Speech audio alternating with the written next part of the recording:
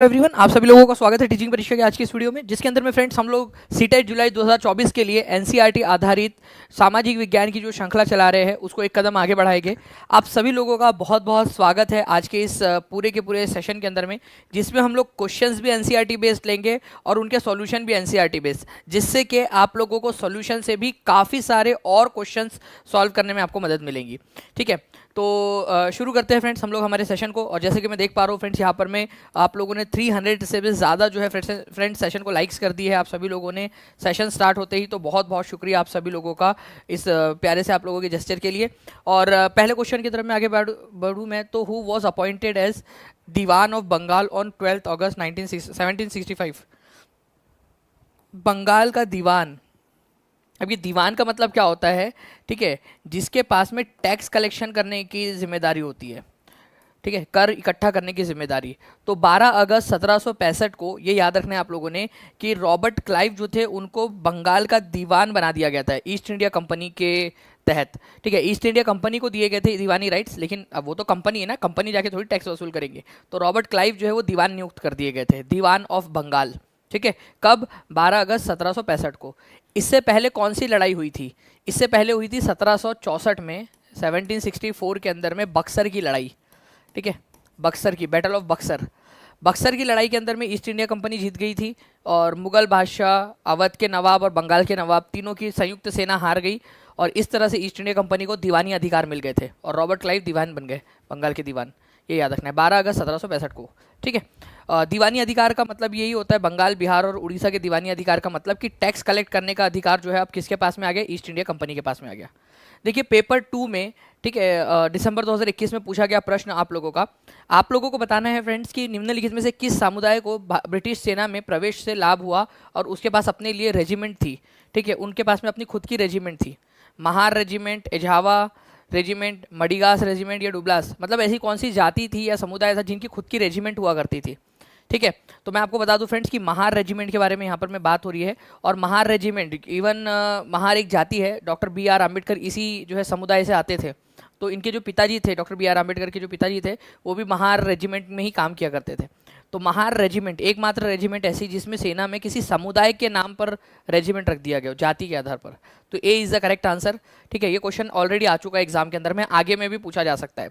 हो सकता है बीएस टेट के अंदर में पूछ ले, हो सकता है बीपीएससी में पूछ ले, हो सकता है DSSB में। सीटेट में तो ऑलरेडी पूछा ही जा चुका है, तो सीटेट में रिपीट हो जाए। राजेंद्र प्रसाद को संविधान सभा का स्थायी अध्यक्ष कब चुना गया था? देखिए संविधान सभा जो है, संविधान सभा उसकी फर्स्ट मीटिंग, ठीक है, कॉन्स्टिट्यूएंट असेंबली जो है उसकी पहली मीटिंग हुई थी आपकी 9 दिसंबर को।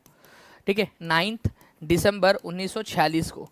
अब क्या होता है कि 9 दिसंबर 1946 से लेकर 11 दिसंबर 1946 तक ये 2 दिनों के लिए टेम्पररी अध्यक्ष थे डॉक्टर सच्चिदानंद सिन्हा।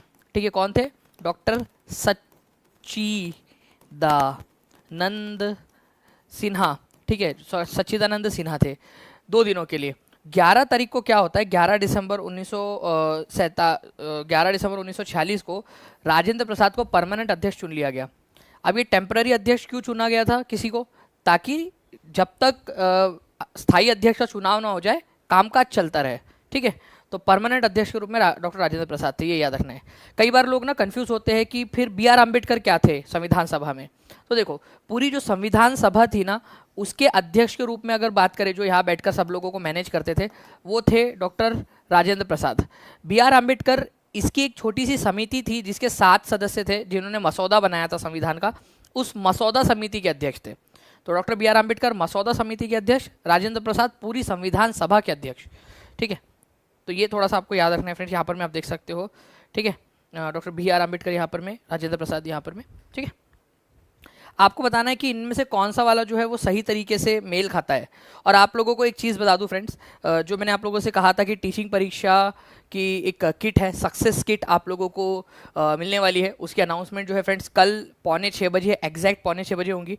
तो अपने अपने मोबाइल में सभी लोग, ठीक है, आपके 27 मई 5:45 का आप लोग अलार्म लगा लोगे, कल आप लोगों की वो होगी। और आप लोग जो है हर कोई बच्चा, ठीक है, कल एग्जैक्ट आ जाएगा क्योंकि first come first serve basis के ऊपर में वो होगा।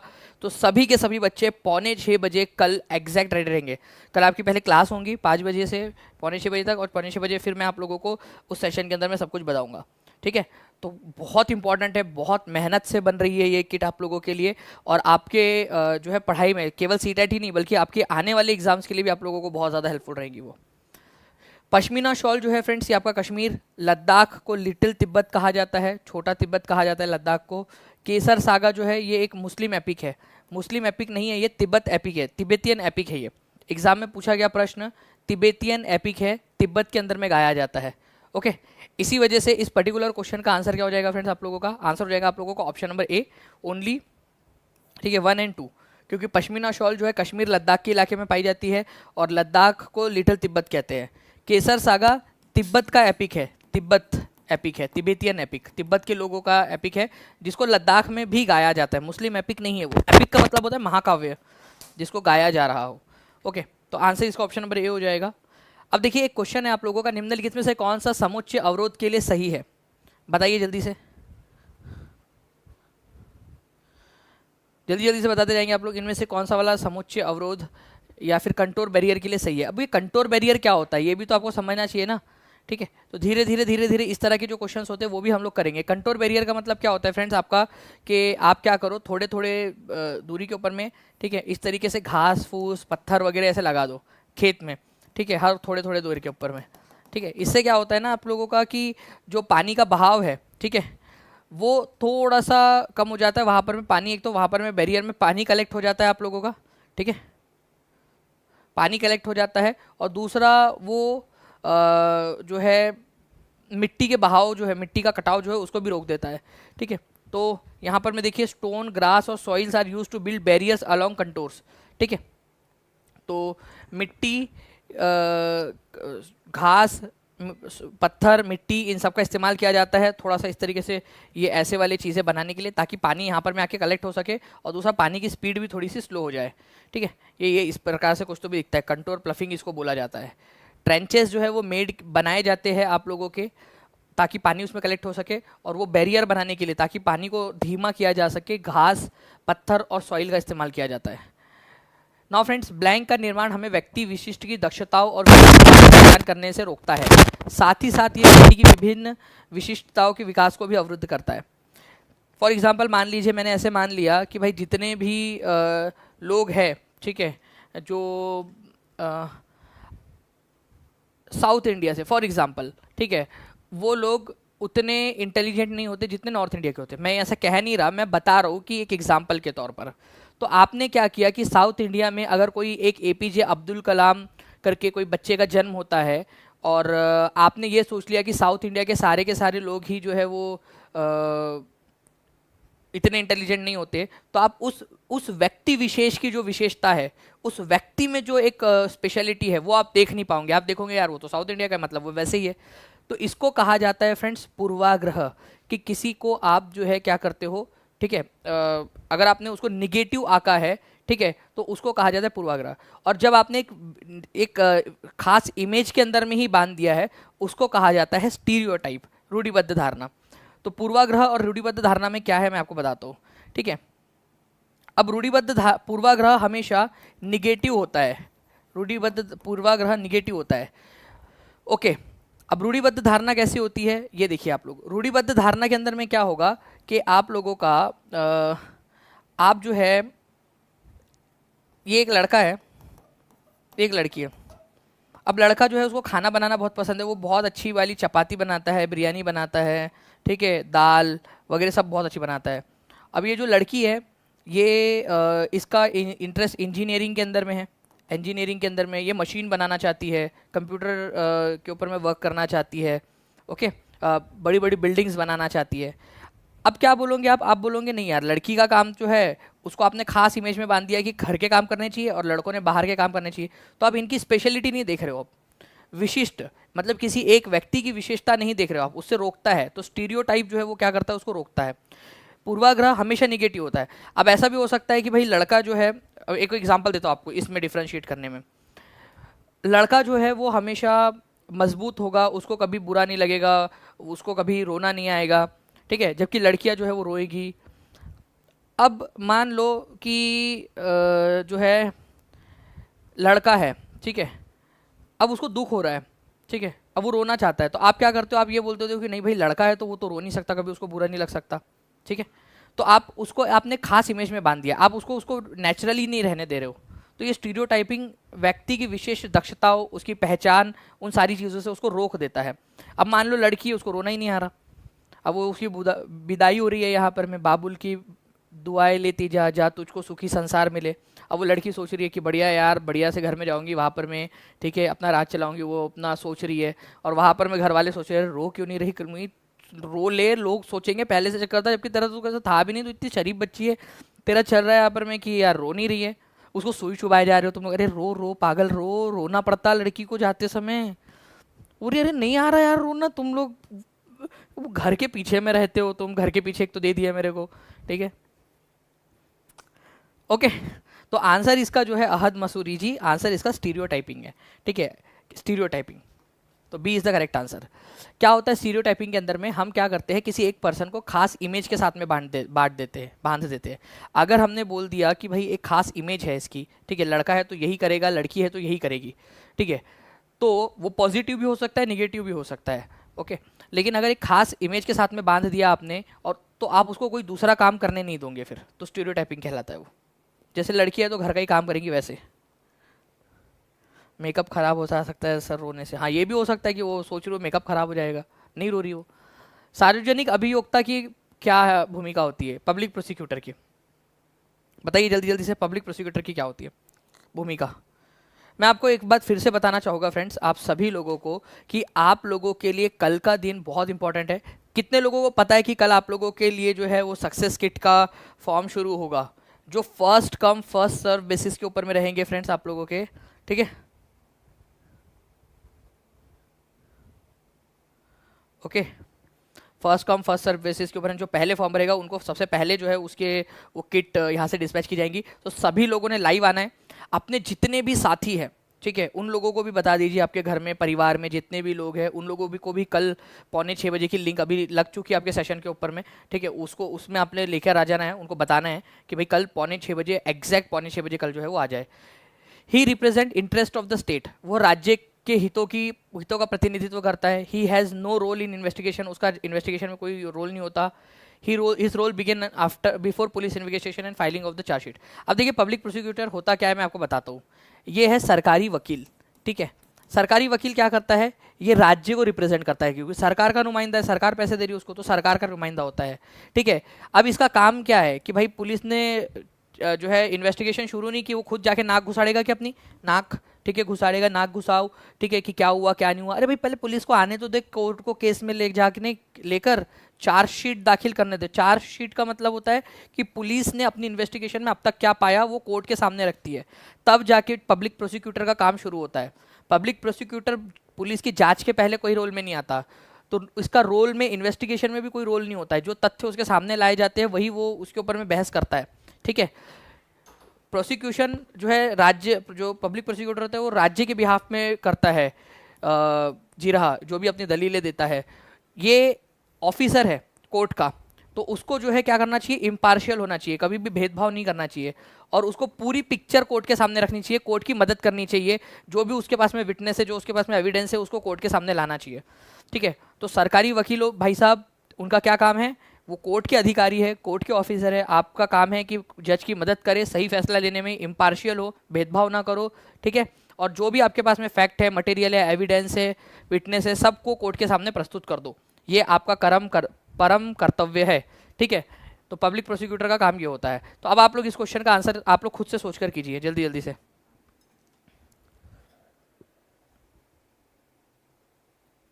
बिल्कुल प्रिंसेस डॉली बोल रहे, लेकिन ऐसा होता नहीं है। जनरली वो जो पब्लिक प्रोसिक्यूटर्स होते हैं ना, वो जो भी सरकार होती है उस समय की, उनके पपलू बन के रहते हैं, ठीक है, और उन्हीं के बिहाफ में बोलते हैं, चाहे कितना भी सरकार की गलती क्यों ना हो, हमेशा सरकार की तरफ से बोलते, इम्पार्शियल होते नहीं। वो सरकार को रिप्रेजेंट करता है, बिल्कुल सही बात है। इसका इन्वेस्टिगेशन में कोई रोल नहीं होता, ये भी बात सही है। His role begin before police investigation, नहीं आफ्टर इन्वेस्टिगेशन। जब तक पुलिस अपनी चार्जशीट दाखिल नहीं कर देती तब तक नहीं उसका होता। और ये एनसीईआरटी में दिया हुआ है, एनसीईआरटी के अंदर में, तो इसको ध्यान रखना है आप सभी लोगों ने फ्रेंड्स। आंसर आप लोगों का हो जाएगा ऑप्शन नंबर ए, ओनली 1 और 2, ठीक है। ऐसे ही अगर क्वेश्चन करना चाहते हो फ्रेंड्स तो जल्दी जल्दी से टीचिंग परीक्षा चैनल को सब्सक्राइब करके बेल आइकन दबा दीजिए, और चैनल को सब्सक्राइब करने के साथ ही इस सेशन को लाइक भी जरूर कर दीजिए, ताकि आप लोगों को आने वाले वीडियो से नोटिफिकेशन भी टाइम टू टाइम मिल सके और ऐसा कोई क्वेश्चन आपसे छूटे ना। एनसीईआरटी में दिया हुआ ये पॉइंट, ठीक है। नाउ अब देखिए फ्रेंड्स, 30 दिसंबर 2021 का क्वेश्चन, आपको क्या बोला है कि आपको सीक्वेंस बताना है, कौन सा वाला सही सीक्वेंस है। पहली बात तो कई सारे लोगों को ये क्वेश्चन ही समझ में नहीं आया, ठीक है, कि क्वेश्चन में पूछा क्या है। थैंक यू हरीश जी। जी प्रभात, अंशु बोरे सर आपके ही भरोसे, बिल्कुल आप टेंशन ना लीजिए, मैं भी आपके बिल्कुल इस चीज़ के ऊपर में ज्ञान प्रकाश बोरे सर पेड क्लास वालों को बिल्कुल मिलेंगी, आप बिल्कुल जो फॉर्म भरेंगे सारे लोग उन सबको मिलेगा, ठीक है। आपने फॉर्म फिल करना है, सबको मिलेगा वो, ठीक है। देखिए अगर हम लोग बात करें friend torrid zone, south temperate zone और फ्रिजिड जोन की, ठीक है, तो मैं मैप के थ्रू आपको समझाना चाहूँगा कि देखिए ये बीच वाला जो हिस्सा होता है ना, ये वाला आपका इक्वेटर के दोनों साइड वाला, इसको बोलते हैं टॉरिड जोन, ठीक है, टॉरिड जोन। इसी अगर आप नॉर्थ में जाओगे तो नॉर्थ टेम्परेट जोन मिलेगा, इसको शीतोष्ण क्षेत्र बोलते हैं। क्या बोलते हैं आप लोग इसको हिंदी में? शीतोष्ण, शीतोष्ण क्षेत्र कहा जाता है। और उसके ऊपर में भी जाओगे आप लोग तो इसको बोलते हैं आप लोग यहाँ पर में फ्रिजिड जोन, ठीक है। फ्रिजिड जोन के अंदर में बहुत ज़्यादा ठंडी होती है, ओके। तो torrid zone, north temperate zone और फ्रिजिड जोन, ये तो बिल्कुल सही जोड़ी लगी है। सीक्वेंस देखो, नीचे से ऊपर तक का सीक्वेंस है, सीक्वेंस सही होना चाहिए, ऊपर नीचे नहीं होना चाहिए, सीक्वेंस होना चाहिए। Torrid zone, south temperate zone, देखो torrid zone, south temperate zone और फ्रिजिड जोन, फिर से यहाँ पर में भी जोड़ी सही लगी है, एकदम ऊपर से नीचे तक आ रहा है, ये जोड़िया करेक्टली सीक्वेंस है। अब देखो यहाँ पर मैं आ गया पहले ही south temperate zone, colour change कर देता हूँ, ठीक है। यहाँ पर मैं देखिए साउथ टेम्परेट जोन आ गया पहले नंबर पे, ठीक है। फिर कहाँ चला गया वो? टॉरिड जोन में चला गया, यहाँ चला गया टॉरिड जोन के अंदर में, ठीक है। फिर तीसरे नंबर पे कहाँ आ गया वो? फ्रिजिड जोन में, यहाँ आ गया तीसरे। तो देखो पहले ऊपर गया फिर नीचे आ गया, कोई सीक्वेंस ही नहीं बना। पहले दो में सीक्वेंस बना था, तीसरे में सीक्वेंस नहीं बना, तो आंसर इसका ऑप्शन नंबर ए हो जाएगा, ए एंड बी। कितने लोगों को ये क्वेश्चन समझ गया? मैं अभी तक एग्जाम क्लियर नहीं कर पा रही हूँ सर, प्लीज़ हेल्प मी। प्रभात अंशु जी, बिल्कुल आप अच्छे से जुड़े रहिए, मैं आपसे प्रॉमिस करता हूँ, ठीक है।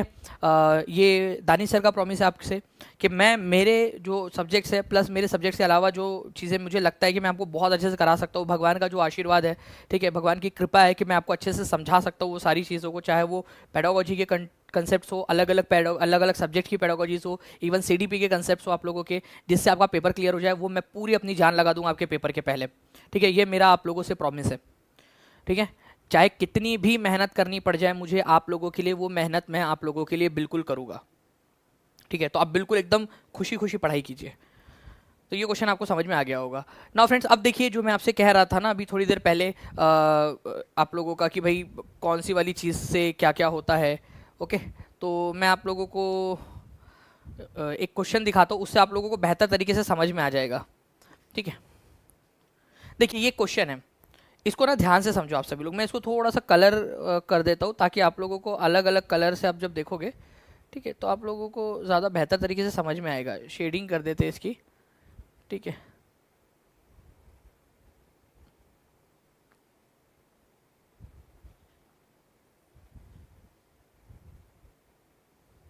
चलिए गुड। अब देखिए यहाँ पर मैं फ्रेंड्स, अगर मैं बात करूँ fixing people into one image, लोगों को एक इमेज में बांध देना कि भाई ये लोग ऐसे ही होते हैं, ठीक है। और एक है जजिंग अदर पीपल निगेटिवली। अगर आपने हमेशा किसी को निगेटिव आका है कि इस जाति के लोग खराब ही होते हैं, मतलब आप निगेटिव आक रहे हो, तो आप क्या कर रहे हो? प्रिजुडाइज कर रहे हो। और इसी प्रिजुडाइज के खिलाफ में डॉक्टर बी आर अम्बेडकर ने टेम्पल एंट्री मूवमेंट चलाया था, याद आ रहा है आपको? पिछले लेक्चर में बताया था आपको, मंदिर प्रवेश आंदोलन। उसके बाद में जो है फ्रेंड्स ऐसा होता है कि किसी एक खास क्षेत्र के जो लोग हैं उनको नीचे का आंकना। मैंने आपको एक एग्जांपल दिया कि दक्षिण भारत के लोगों को आप लोगों ने मान लिया कि ये इतने इंटेलिजेंट नहीं होते, मतलब कम होते, कम मापा आपने, तो प्रिजुडाइज हो गया। लेकिन अगर आपने कोई लोगों को खास इमेज में बांध दिया, अब हो सकता है पॉजिटिव बांध दिया, आपने ये बोला कि लड़के लोग हमेशा जो है मस्क्यूलर होते हैं, अब आपने निगेटिव बांधा क्या इमेज में उसको? आप सिर्फ एक एग्जांपल देखो सारे के सारे बच्चों, ठीक है, इधर आ जाओ आप लोग, मेरी सिर्फ एक बात पे ध्यान दो, मैं क्या बोल रहा हूँ मेरे पूरे एकदम शब्द पे ध्यान दो। मैंने क्या कहा? आप लोगों को ये बोला जा रहा है कि लड़के लोग जो होते हैं ना वो मस्कुलाइन होते हैं, वो हमेशा बहुत ज़्यादा मजबूत होते हैं। आपने निगेटिव तो नहीं बोला ना लड़कों को, बट आपने क्या किया, एक खास इमेज में बांध दिया। अब कोई एक लड़का है, ठीक है, जिसको शौक है एकदम नज़ाकत के साथ में रहने का, नहीं मैं नहीं करूँगा, ठीक है, इस तरीके से। और दूसरा उसको शौक है भाई कि यार वो अपने आप को स्लिम सा रखे और नाजुक सा भी रहे, कोई दिक्कत नहीं है। बट आपने क्या किया, आपने हमेशा उसको ये बोल दिया, लगा दिया कि भाई तू लड़का है तो तेरे को जो है ना हट्टा कट्टा रहना ही पड़ेगा यहाँ पर में, ठीक है। तो ये आपने कोई निगेटिव बात नहीं कि उसके खिलाफ कि आप मस्कुलाइन होते हो, बट आपने एक इमेज में बांध दिया उसको, तो इसको कहा जाता है स्टीरियोटाइप, ठीक है।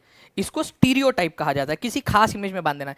जैसे कि लड़की है तो हमेशा घर का काम करेंगी, लड़कियां जो है वो है अच्छी नर्स, लड़कियां ही अच्छी नर्स हो सकती है, लड़के नहीं हो सकते, लड़कियां अच्छी नर्स होती है, ठीक है। तो आपने उनको क्या किया, एक इमेज में बांध दिया, तो स्टीरियोटाइप कर दिया आप लोगों ने, ठीक है। Treating someone less Fairlie than others, किसी को कम आंकना, असमानता करना, डिस्क्रिमिनेट करना, उसके साथ में भेदभाव करना, है ना। किसी को कम देना, किसी को ज़्यादा देना, तो वो डिस्क्रिमिनेशन हो जाता है। दूसरे की अपेक्षा समुचित रूप से असमुचित रूप से व्यवहार करना असमानता, भेदभाव कहलाता है। शुद्ध और अशुद्ध को मानना, कि कुछ लोग शुद्ध है, कुछ अशुद्ध है। अगर ब्राह्मण है तो वो शुद्ध है, और कोई नीची जाति का है तो वो अशुद्ध है, उसको छूना भी नहीं। तो वो क्या होता है आप लोगों का, वो होता है आप लोगों का अस्पृश्यता। और अस्पृश्यता जो है कौन से आर्टिकल के तहत गुनाह है हमारे भारत में? Thank you Kumari ji. तो यहाँ पर मैं शुद्ध और अशुद्ध वाली बात जो है, अस्पृश्यता वाली बात कौन से आर्टिकल में दी गई है? आर्टिकल जी दी गई है आप लोगों का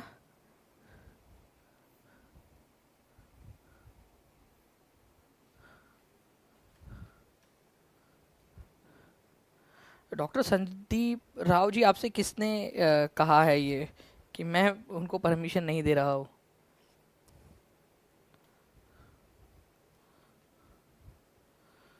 ये आपने किससे कह दिया?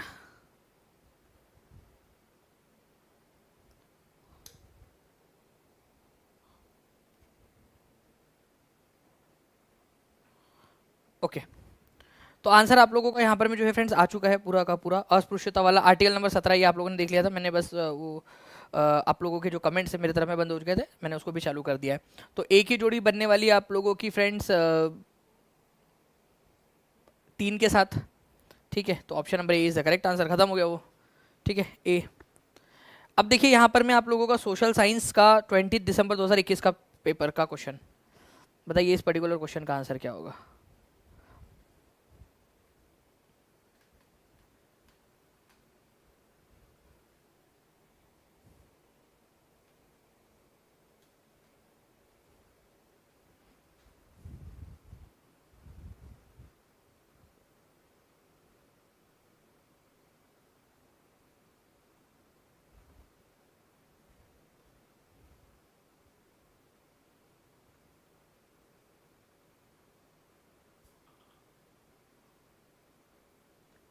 जी, तो देखिए अगर मैं बात करूं friends flora fauna and micro organisms की, तो फ्लोरा फौना और माइक्रो ऑर्गेनिजम्स, ठीक है, ये किस चीज़ के ऊपर में डिपेंड करते हैं आप लोगों के, कि भाई वहाँ पर में आप लोगों का वनस्पति प्राणी जगत और सूक्ष्म जीव कितने होंगे, ये किस चीज़ के ऊपर में डिपेंड करता है?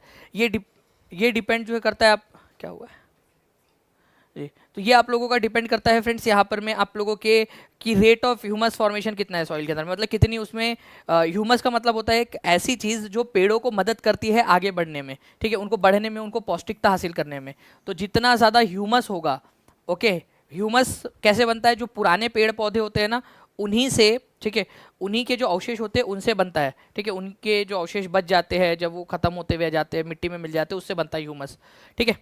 तो flora fauna and micro organisms आप लोगों का ये बनेगा सॉइल फॉर्मेशन, ह्यूमस फॉर्मेशन से सॉइल के अंदर में। पेरेंट रॉक, ठीक है, पेरेंट रॉक से क्या डिसाइड होता है, ठीक है, टेक्सचर और कलर ऑफ सॉइल। आपको पता है कि जैसे मान लीजिए कि अगर आप अफ्रीका में होते हैं, तो अफ्रीका के अंदर में अगर आप माता पिता बनते तो आपके बच्चों का भी कलर वही वाला श्याम वर्ण का होता है, वो जो ब्लैक कलर आता है, ठीक है। तो वो पेरेंट रॉक से आता है, टेक्सचर सारी चीज़ें जो है वो पेरेंट रॉक से मिलती है किसी भी मिट्टी को। जिस तरीके की पेरेंट रॉक होगी, जैसी चट्टान होंगी जिसका अपक्षय होकर, जिसकी वेदरिंग होकर मिट्टी बनी है, तो पेरेंट रॉक कैसी थी उसके ऊपर में डिपेंड करता है।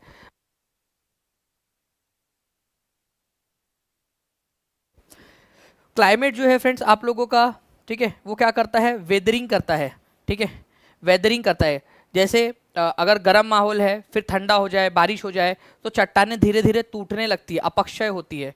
तो वो जलवायु परिवर्तन के कारण, जलवायु के कारण होता है। धूप पड़ी, बारिश आई, ठीक है, हवा चली, तो चट्टानें टूटने लगती है। समय जो है फ्रेंड्स, जितना ज़्यादा लंबा समय मिलेगा उतनी ज़्यादा मोटी मिट्टी की परत बनेगी, जितना ज़्यादा समय। तो डी की जोड़ी लगेंगी आप लोगों की 3 के साथ में, तो यहाँ तो नहीं है, यहाँ भी नहीं है, ठीक है। आप लोगों का 3 की जोड़ी 4 के साथ लगनी है, ठीक है। तो 3 की जोड़ी 4 के साथ यहाँ भी है, यहाँ भी है। ये तो आंसर नहीं हो सकता था, ये भी आंसर नहीं हो सकता था आप लोगों का। पेरेंट रॉक जो है वो आपका टेक्सचर एंड कलर, बी की जोड़ी 1 के साथ लगनी है, वो एक ही जगह पे लगी थी यहाँ पर में, आपका जो ऑप्शन बचे थे उसमें से। तो आंसर इस ऑप्शन नंबर ए। ये आपका 20 दिसंबर 2021 का क्वेश्चन पेपर है, ठीक है। ये आप लोगों से बन सकता है फ्रेंड्स क्वेश्चन, तो इसको याद रखेंगे आप सभी लोग, इंपॉर्टेंट है। ओके, चलिए मैं आप लोगों को एक चीज़ दे रहा हूँ, प्लीज़ इसको देखना आप लोग।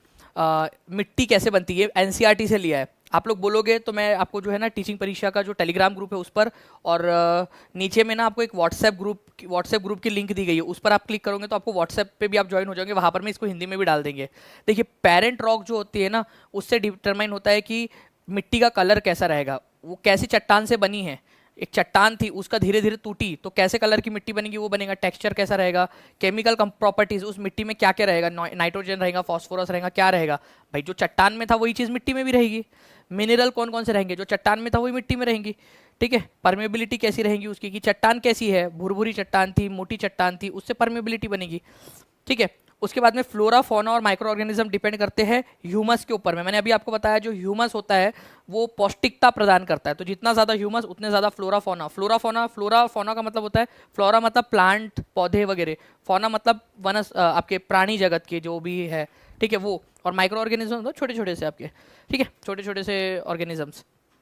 क्लाइमेट जो है वो टेम्परेचर, रेनफॉल और हवा वगैरह की दिशा और हवा की जो गति है उसको कंट्रोल करता है।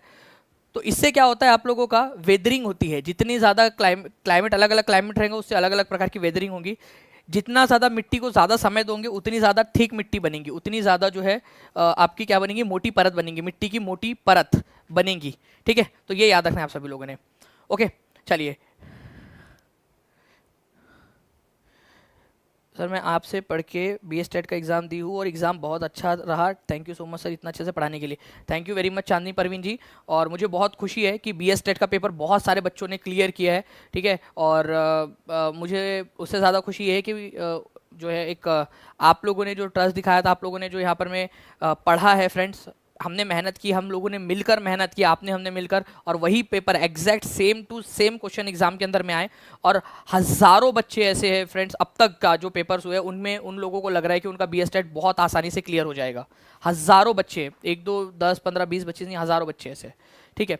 नाउ अभी मैं आपको बता दूं फ्रेंड्स कि कल आप लोगों का एग्जैक्ट, ठीक है, कल आपको एग्जैक्ट 5:45 बजे आ जाना है, ठीक है। एग्जैक्ट कल 5:45 बजे आप सभी के सभी लोग अलार्म लगा लो और नीचे में कमेंट में मेरे को लिख देना कि सर बिल्कुल पहुंच जाएंगे, क्योंकि जो first come first serve basis पे रहेगा, जो पहले फॉर्म भरेंगे उनका पहले डिस्पैच होगा, ठीक है। सीटेट एग्जाम की सक्सेस किट, टीचिंग परीक्षा सीटेट एग्जाम सक्सेस किट इसका नाम रखा है अपन ने। और इसके अंदर में आपको बहुत सारी चीज़ें मिलने वाली है फ्रेंड्स। फ्री गिफ्ट पाने के लिए सेशन को आपको देखना पड़ेगा कि उसमें, क्योंकि उसमें बताया जाएगा कि कैसे कैसे आपको फॉर्म भरना है, कैसे कैसे करना है, ताकि सही तरीके से आपके घर पे वो डिलीवर हो फ्री ऑफ कॉस्ट। वो एक छोटा सा गुडी बैग रहेगा, सक्सेस किट रहेगी, फ्री ऑफ कॉस्ट आपके घर पर डिलीवर होगी वो एग्जाम से पहले, ठीक है। उसमें काफ़ी सारी चीज़ें हैं, काफ़ी जो है फ्रेंड्स मेहनत से आप लोगों के लिए बना रहे हैं हम लोग उसको, ठीक है, काफ़ी प्यार से आप लोगों के लिए बना रहे हैं।